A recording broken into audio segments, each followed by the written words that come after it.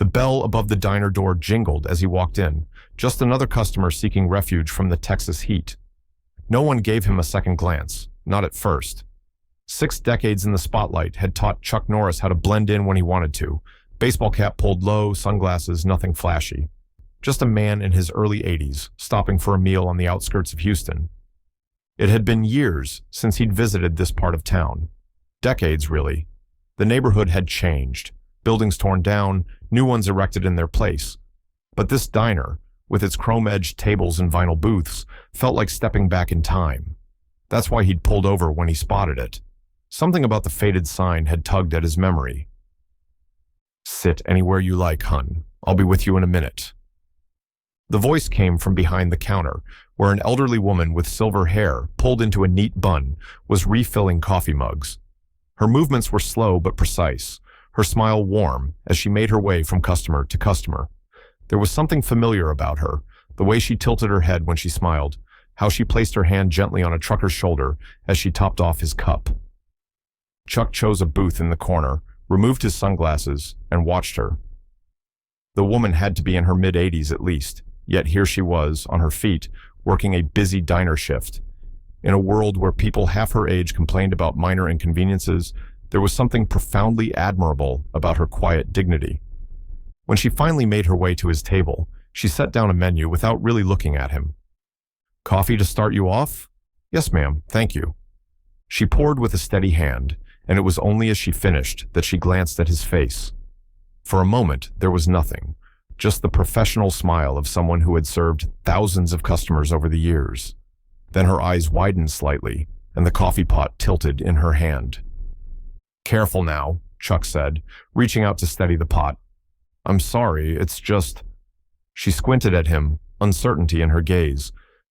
"You look like— but that can't be right." "Depends on who you think I might be," he replied with a gentle smile. She shook her head, embarrassed. "Never mind me. My eyes aren't what they used to be. What can I get you to eat?" "Whatever you recommend, I trust you." As she walked away, Chuck felt a strange tightness in his chest. It couldn't be her, could it? The timing would be right, and the location was close enough. But what were the odds? His mind drifted back to a small house not 5 miles from where he sat now, to the woman who had cared for him when he was just a boy, before the fame, before the martial arts championships, before the movies and the memes. Back when he was just Carlos Ray Norris, a shy, insecure kid from a broken home who needed someone to believe in him.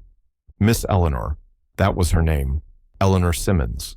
She'd been his neighbor, then his babysitter, then something more like family. After his father left, she'd been there, cooking meals when his mother worked late, helping with homework, teaching him that his worth wasn't determined by his father's absence. He'd been, 12 years old when his mother finally got on her feet enough to move them to a better neighborhood? He'd written to Miss Eleanor for a while, even visited once or twice as a teenager. But then life happened. The Air Force, marriage, children of his own, a career that took him around the world. Somewhere along the way, he'd lost touch with the woman who had once been his anchor. And now, 6 decades later, could it possibly be her? The woman returned with a plate of eggs, bacon, and hash browns. "Best breakfast in Houston served all day," she said, setting it down. "Can I get you anything else?" Chuck looked up at her, studying her face. The years had etched deep lines around her eyes and mouth, but there was still something of the young woman he remembered. The kind eyes, the gentle determination. "Miss Eleanor?" he asked softly.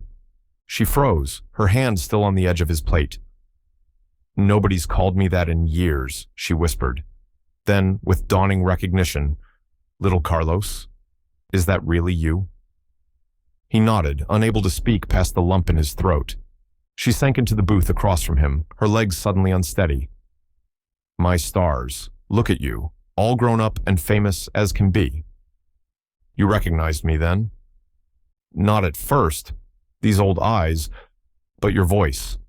I'd know that voice anywhere." She shook her head in wonder. "Chuck Norris in my diner. Wait till I tell my granddaughter. She'll never believe it." "Your diner?" He glanced around. "You own this place? Going on 40 years now." Pride filled her voice. Started as a waitress, saved every penny. When the old owner wanted to retire, I took out a loan and bought it. Been here ever since. Still working at 85 next month. She finished for him. And don't you start telling me I should retire. My son says the same thing. But what would I do with myself? This place keeps me going.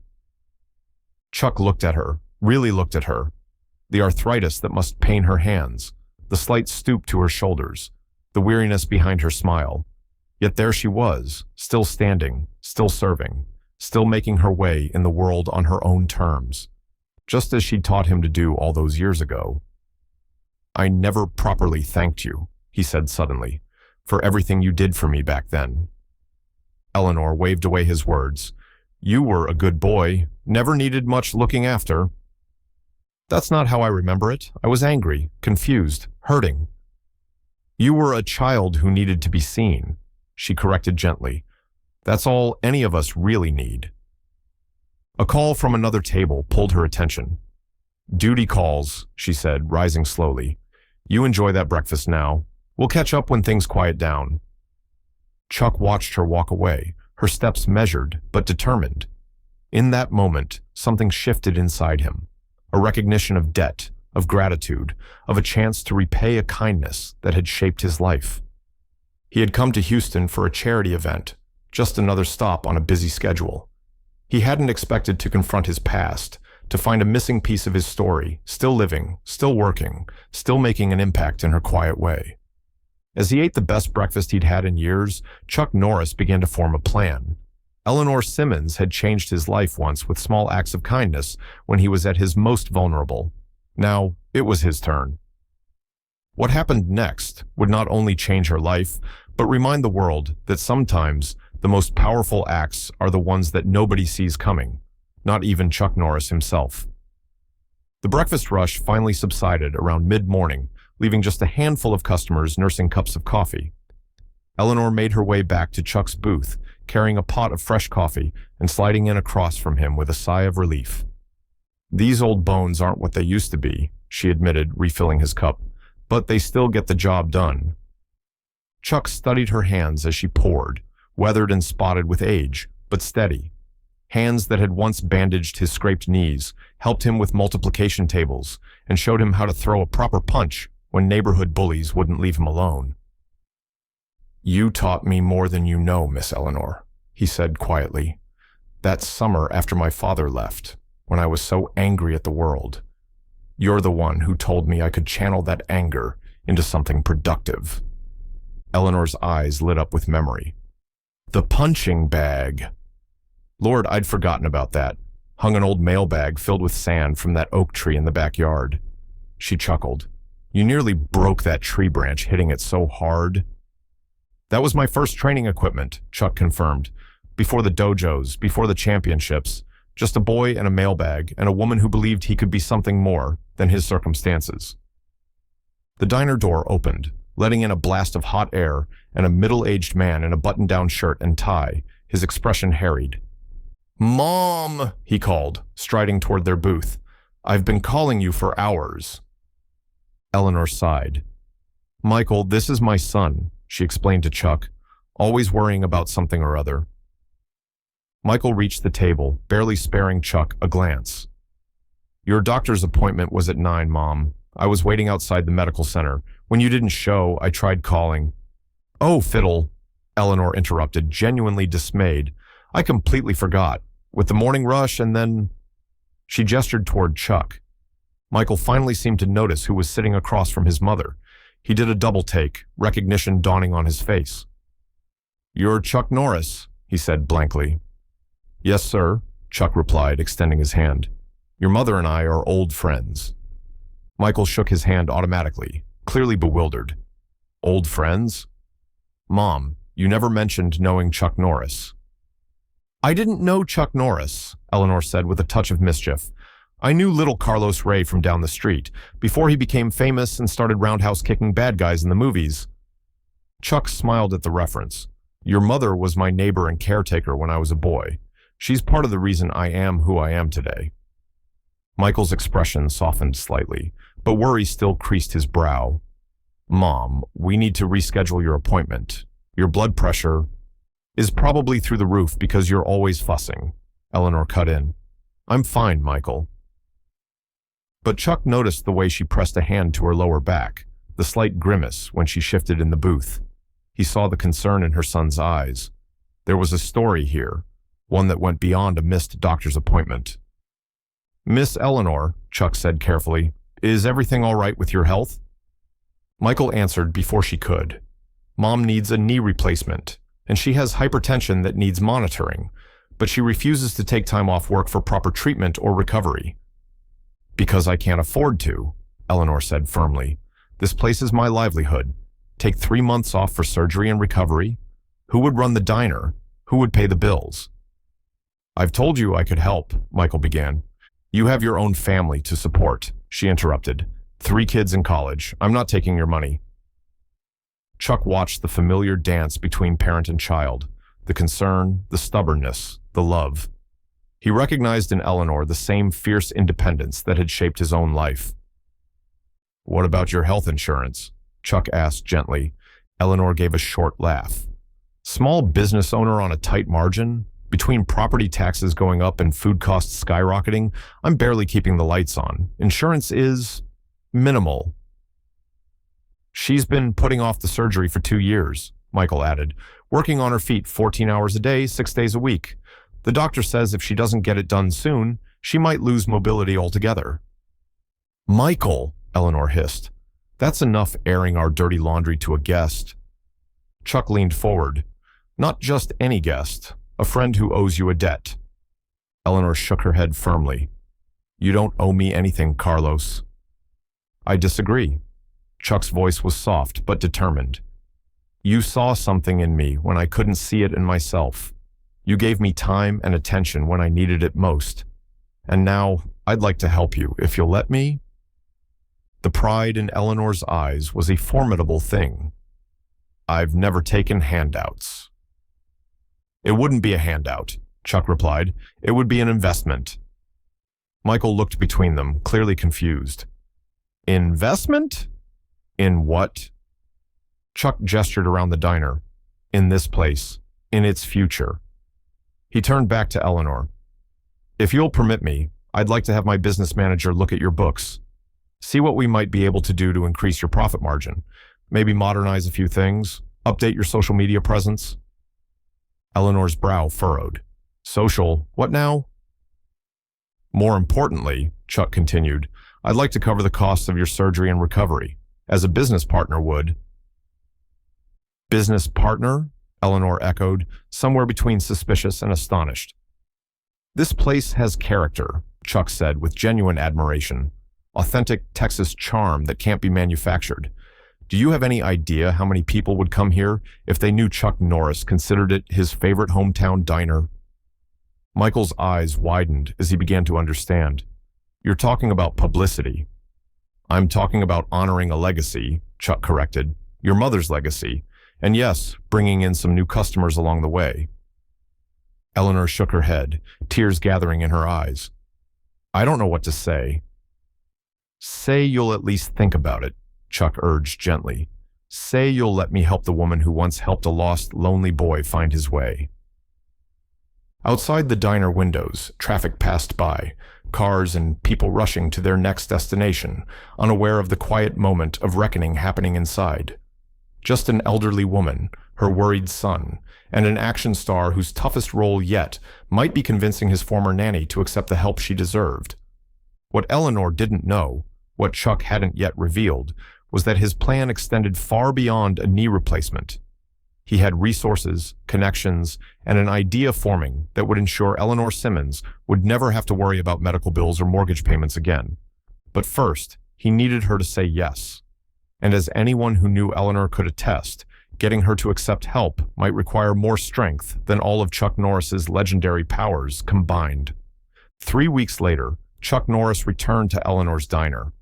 This time, there was no attempt at anonymity. He arrived in a black SUV with his business manager, his social media team, and a documentary filmmaker who had won awards for human interest stories. Word had spread quickly through the neighborhood that Chuck Norris had a connection to the local diner, and a small crowd had gathered outside, hoping to catch a glimpse of the action star.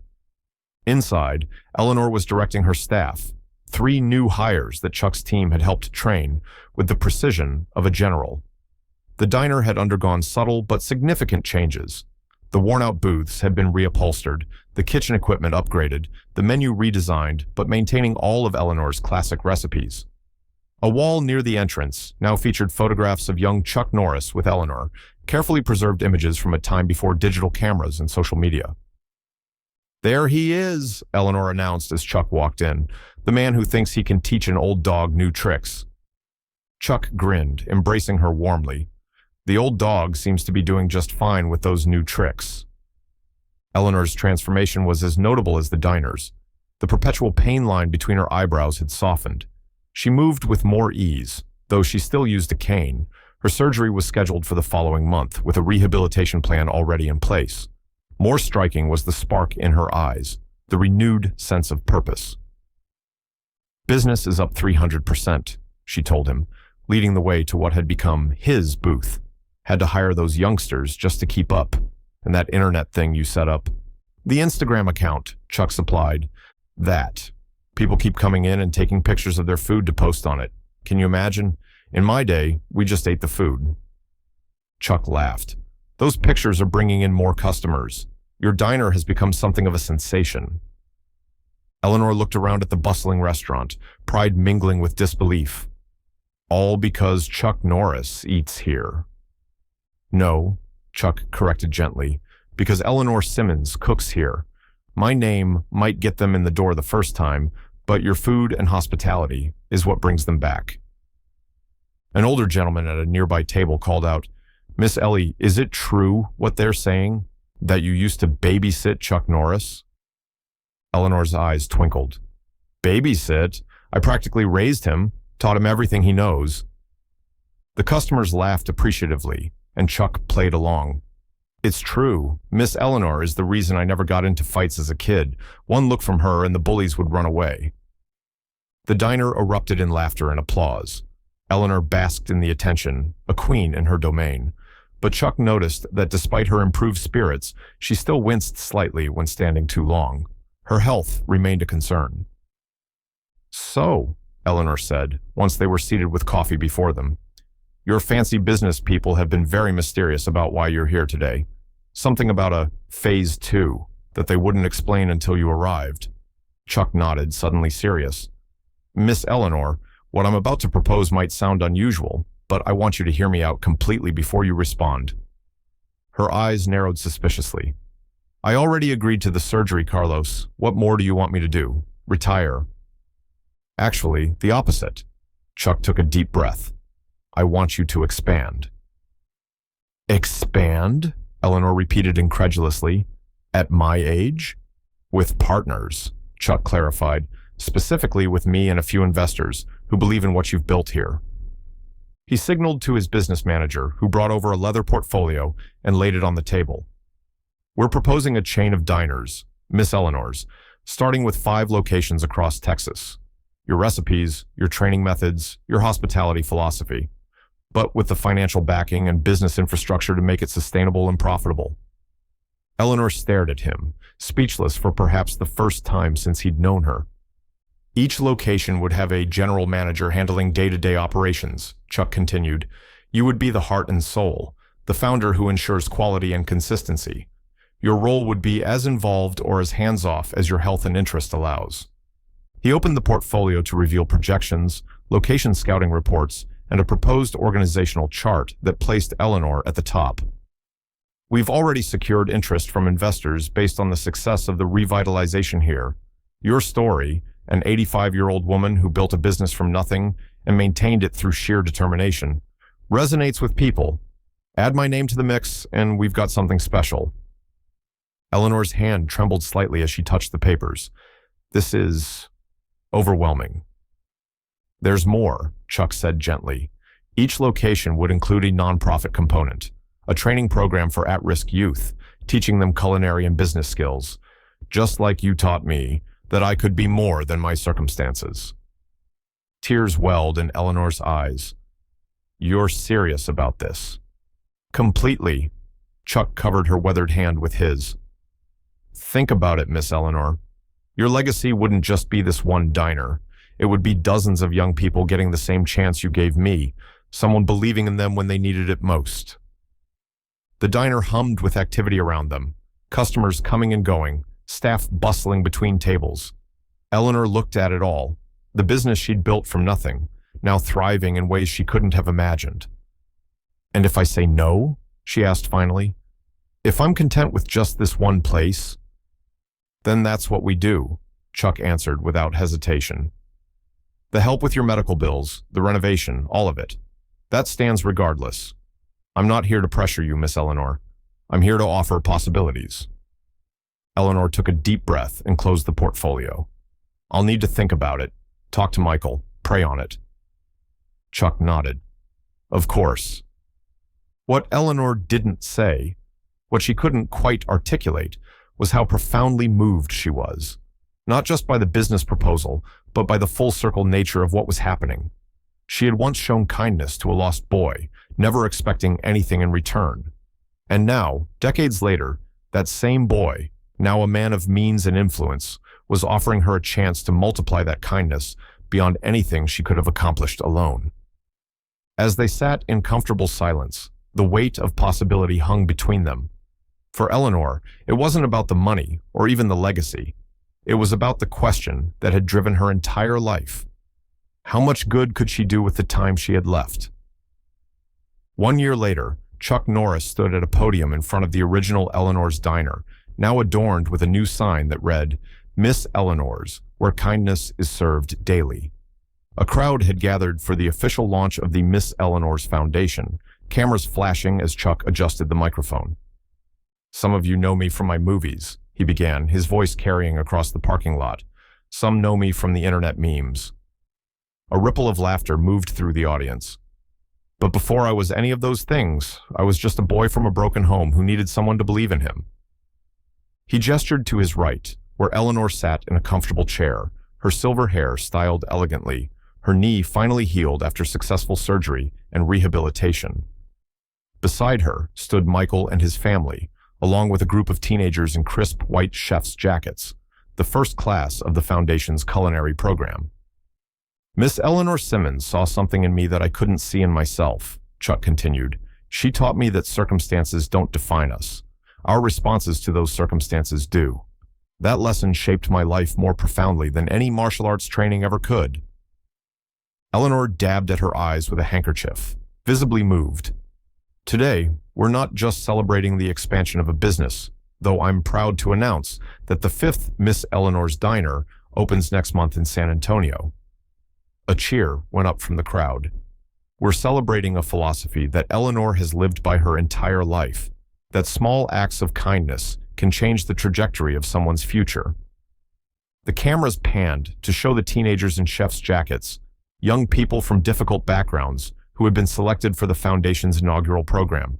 They stood tall, pride evident in their posture. Each of these young people has a story, Chuck explained. Much like mine, many of them come from challenging circumstances. Some have been in the foster system, others have faced homelessness or struggled with family instability. But through this program, they're getting what I got from Eleanor years ago, someone who sees their potential and gives them practical skills to build a better future. Chuck gestured for Eleanor to join him. She rose carefully, her cane now more accessory than necessity, and made her way to the podium.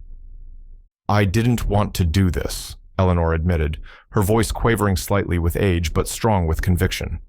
When Carlos, Chuck, first proposed expanding, I thought he was crazy. At 85, who starts a new venture? The crowd chuckled appreciatively. But then I realized it wasn't about me. It was about these young people, about creating opportunities, about passing on what I've learned in my many years on this earth. She looked at the teenagers in their chef's jackets. And let me tell you, these kids have taught me as much as I've taught them. One of the teenagers, a young woman with close-cropped hair and determined eyes, stepped forward. Before I joined this program, I was sleeping on my cousin's couch, working 2 minimum-wage jobs and barely keeping my head above water, she said, her voice stronger with each word. Miss Eleanor didn't just teach me how to cook. She taught me how to run a business, how to manage inventory and staff, how to plan for the future instead of just surviving the present. She turned to Eleanor with unmistakable admiration. And she showed me that no matter how old you are or where you come from, you can reinvent yourself. If Miss Eleanor can become a restaurant mogul at 86, I can definitely get my life together at 19. Laughter and applause rippled through the crowd. Eleanor beamed, reaching out to squeeze the young woman's hand.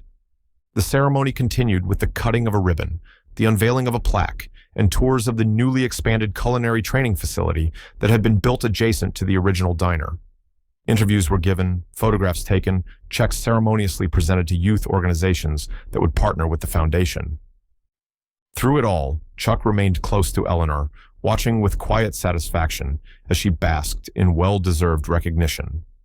This was what he had envisioned from the moment he recognized her in the diner, not just helping her financially, but honoring her legacy by multiplying its impact. Later, when the crowds had thinned and the cameras had departed, Chuck and Eleanor sat in their booth in the quiet diner. 5 of the teen program participants worked the dinner shift, moving with growing confidence between tables. "I still can't believe all of this," Eleanor said, surveying her transformed kingdom. 5 diners, a foundation, my name on buildings. "Believe it," Chuck replied simply. "You earned it. 1 cup of coffee, 1 word of encouragement, 1 moment of kindness at a time." Eleanor studied him thoughtfully. "You know, when you first walked into my diner that day, I thought perhaps God was giving me a chance to see how one of my kids turned out, to know that the time I invested wasn't wasted." She gestured around them. "I never imagined all of this." "That's because you never did anything expecting a return," Chuck said. "You gave freely, without calculation. That's why this matters so much to me, because your kindness was pure. No agenda, no expectation of payback. Just goodness for its own sake." Eleanor's eyes misted over. "My mother used to say that kindness always returns, though rarely from the direction you're watching." She patted his hand. "I guess she was right." They sat in comfortable silence, watching the next generation learn and grow, the cycle of kindness extending beyond what either of them could have imagined. Outside, the Texas sun was setting, painting the sky in brilliant oranges and purples, a fitting backdrop for what they had built together. Chuck thought about the journey that had brought them here, from a boy and his neighbor to a partnership that would impact hundreds of lives. The media had called what he did for Eleanor unbelievable, framing it as extraordinary generosity from a celebrity. But Chuck knew the truth was simpler and more profound. He hadn't done anything exceptional. He had merely returned what had been given to him: kindness for kindness, care for care, belief for belief. In a world that often celebrated flash over substance, their story was a reminder that the most meaningful actions weren't always the most visible. Sometimes they were as simple as an elderly woman making time for a troubled boy, or a man remembering the debt of gratitude he owed to those who shaped him. And in that remembering, in that recognition of our interconnectedness, lay the true power of their story. Not what Chuck Norris did for his former nanny, but what her kindness had made possible in the first place.